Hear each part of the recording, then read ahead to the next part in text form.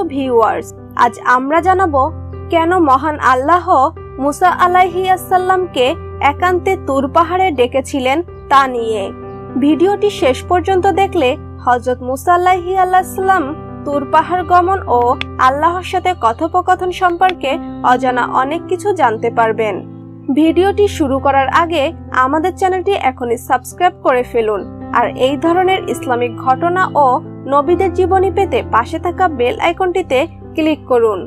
আমি তাকে ডেকেছিলাম মুসা আলাইহিস সালাম তুর পাহাড়ের ডান দিক থেকে এবং অন্তরঙ্গ আলাপে তাকে নৈকট্য দান করেছি। সূরা মারিয়াম আয়াত 52। তাফসীর। আগের আয়াতে মুসা আলাইহিস সালামের কথা স্মরণ করতে বলা হয়েছিল। তিনি ছিলেন আল্লাহর নবী ও রাসূল। আলোচ্য আয়াতে তার বিশেষ মর্যাদা সম্পর্কে বর্ণনা করা হয়েছে। এই আয়াতে মুসা আলাইহিস সালামের নবুয়ত ও কিতাব প্রাপ্তি সম্পর্কে বর্ণনা করা হয়েছে। মুসা আলাইহিস সালাম তুর পর্বতের পাদদেশ থেকে ঐশী শব্দ শুনতে পান এবং আল্লাহর নৈকট্য লাভ করেন। পাহাড়টি ছিল মুসা আলাইহিস সালামের ডান দিকে, কেননা তিনি মাদিয়ান শহর থেকে মিশরের দিকে যাচ্ছিলেন। ডক্টর ওয়াহাবা আস-জুহাইলি আত-তাফসিরুল মুনির ৮ অথবা ৪৫৫। অন্য আয়াতে মুসা আলাইহিস সালামের সঙ্গে আল্লাহর সরাসরি কথোপকথনের বিষয়টি তুলে ধরা হয়েছিল। এটি আল্লাহর দরবারে মুসা আলাইহিস সালামের উচ্চ মর্যাদার প্রমাণ। এ বিষয়টিকে আলোচ্য আয়াতে আল্লাহর সঙ্গে ঘনিষ্ঠতা হিসেবে বর্ণনা করা হয়েছে। আল্লাহ তাআলা মানবজাতির হেদায়েতের জন্য মোট ১০৪খানা কিতাব নাজিল করেছেন। এর মধ্যে তাওরাত, জাবুর, ইনজিল ও কোরআন মজিদ শ্রেষ্ঠতম এবং সবচেয়ে বড়। তাওরাত মুসা আলাইহিস সালামের প্রতি অবতীর্ণ হয়েছে। তাওরাত প্রাপ্তির জন্য আল্লাহর নির্দেশে মুসা আলাইহিস সালাম তুর পাহাড়ে অবস্থান করেছিলেন। সেখানে তিনি ৪০ দিন রোজা রেখেছেন, ইতিকাফ করেছেন।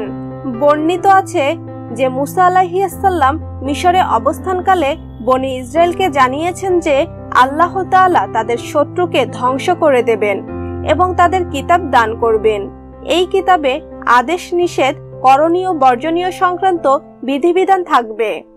অতঃপর যখন ফেরাউন ধ্বংস হয়ে গেল তখন মুসা আলাইহিস সালাম তার প্রতিপালকের কাছে আসমানি কিতাব প্রার্থনা করেছেন।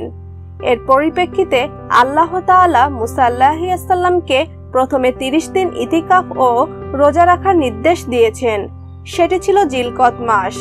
রোজার কারণে সৃষ্ট মুখের দুর্গন্ধ নিয়ে তিনি তার প্রভুর দরবারে যাওয়া অপছন্দ করেন, তাই তিনি মেসক করে নেন।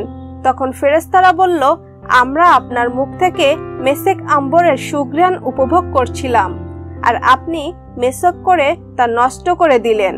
তখন আল্লাহ তাআলা অতিরিক্ত আরো ১০ দিন রোজা ও ইতিকাফের নির্দেশ দেন।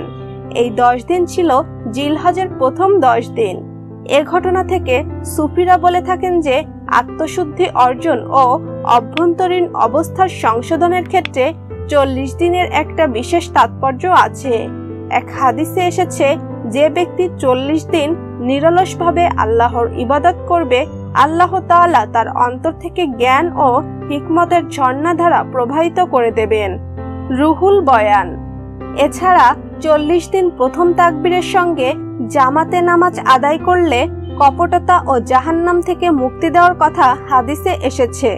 তো ভিউয়ার্স, কেমন লাগলো মুসা আলাইহিস সালামের এই বাস্তব ঘটনাটি? আমাদের কমেন্ট করে জানাতে ভুলবেন না। ভিডিওটি যদি ভালো লাগে অবশ্যই ভিডিওটিতে লাইক দিবেন ও শেয়ার করবেন।